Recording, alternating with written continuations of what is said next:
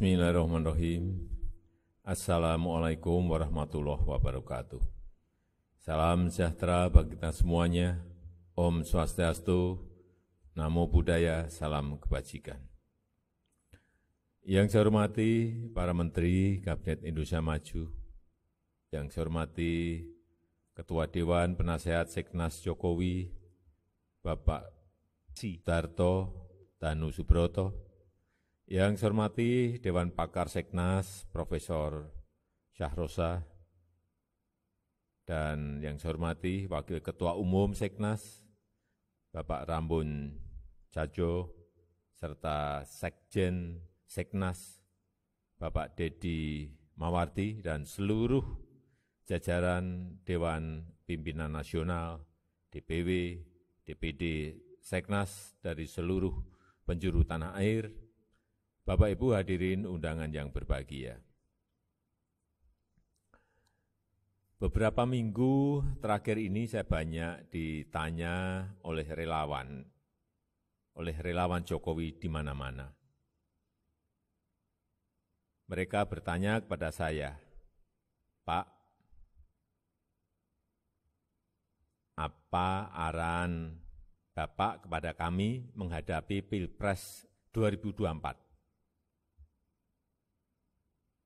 Kemudian bertanya lagi, apa yang harus kita lakukan? Pertanyaan berikut, masa kita diam saja, Pak? Di kesempatan yang baik ini ingin saya sampaikan, sabar dulu, tidak usah tergesa-gesa, enggak usah tergesa-gesa. Enggak usah gerusa-gerusu.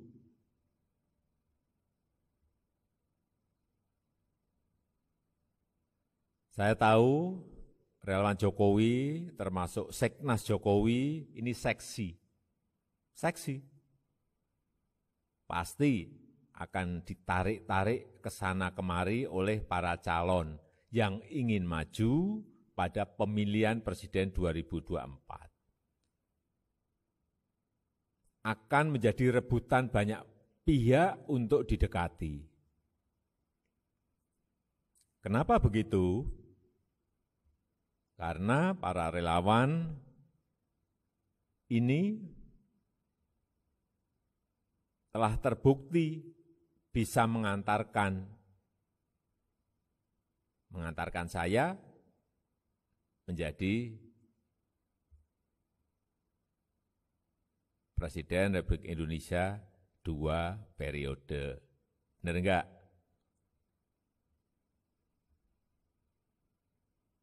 Dan sekarang saja sudah ada relawan Jokowi yang ditarik-tarik untuk mendukung si A. Sudah ada yang dirayu-rayu untuk mendukung si B.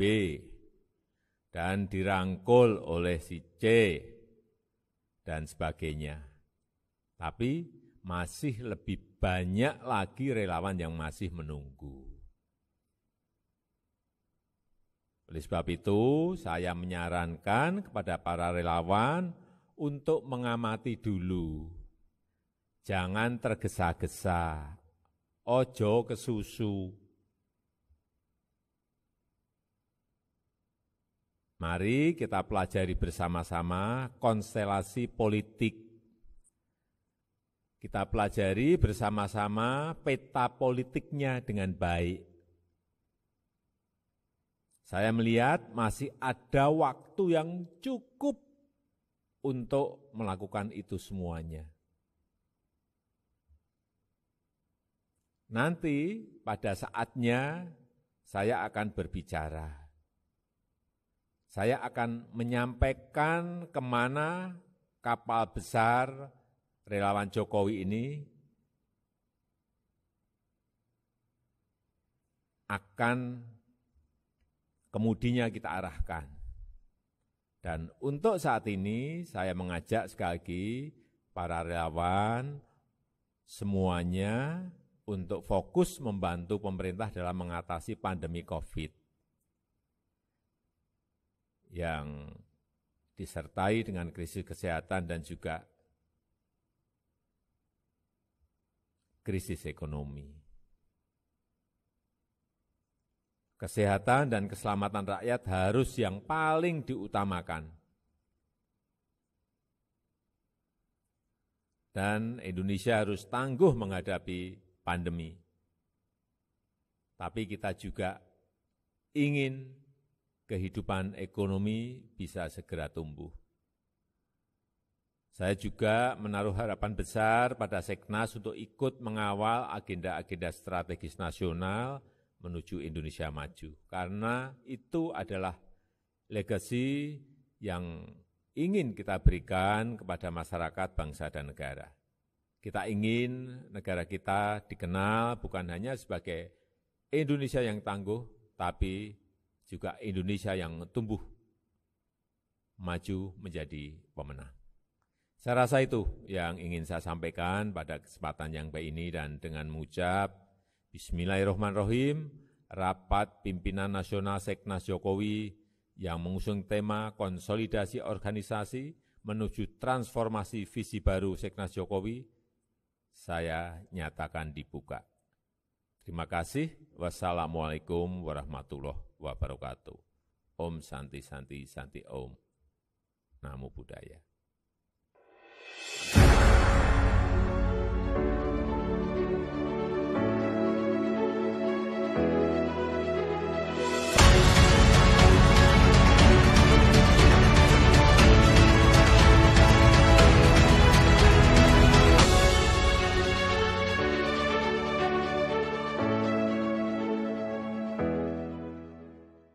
Assalamualaikum warahmatullahi wabarakatuh. Salam sejahtera untuk kita semua. Bapak Ibu, sedulur-sedulurku kabeh, virus corona varian Delta telah menyerang Kabupaten Kudus. Sampai 14 Juni 2021, varian yang konon berasal dari India ini sudah terdeteksi menjangkiti 62 saudara kita yang ada di Kudus. Jelas kita patut waspada.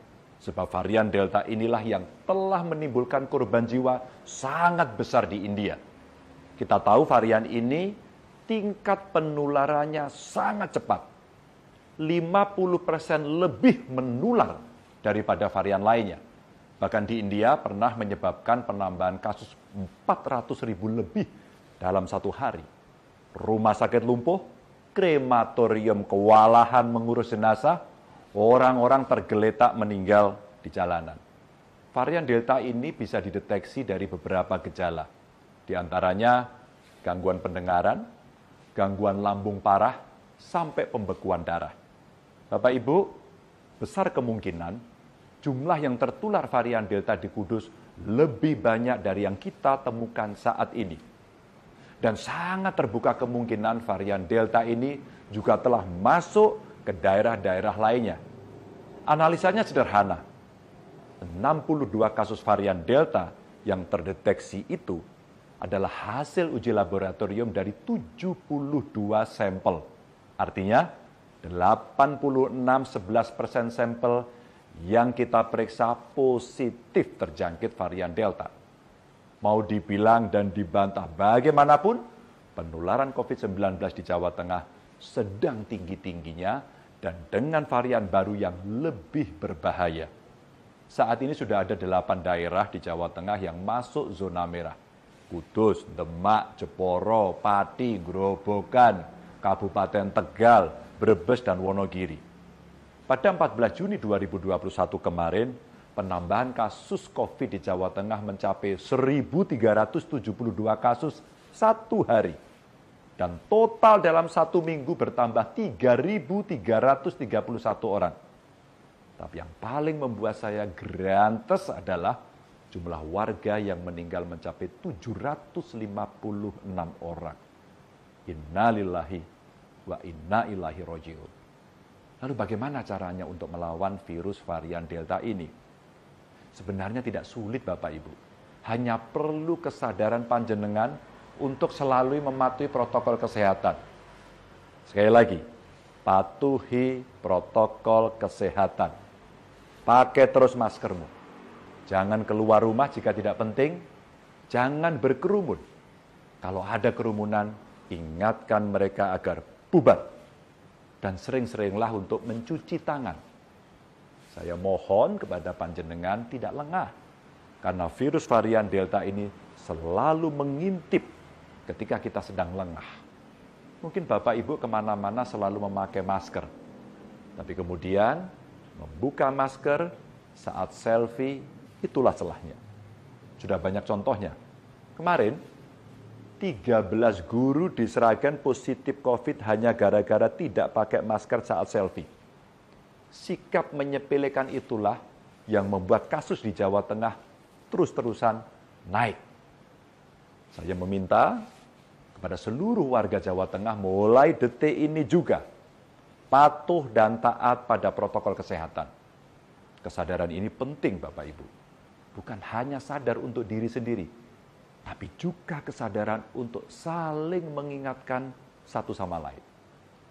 Seluruh pemerintahan di setiap level juga saya minta agar selalu mengingatkan warganya untuk taat protokol kesehatan. Untuk teman-teman bupati yang daerahnya masuk zona merah, silakan buat kesepakatan bersama bagaimana mengatasi pelintas batas, orang belanja, orang bekerja, dan lainnya. Termasuk aturan tempat-tempat pariwisata dan kegiatan keramaian lainnya. Jangan sampai ketika satu daerah menutup pariwisata, daerah lain justru membuka. Kalau perlu, gerakan di rumah saja kita lakukan agar segera memperbaiki keadaan. Selain itu, pelaksanaan vaksinasi agar terus saja dipercepat.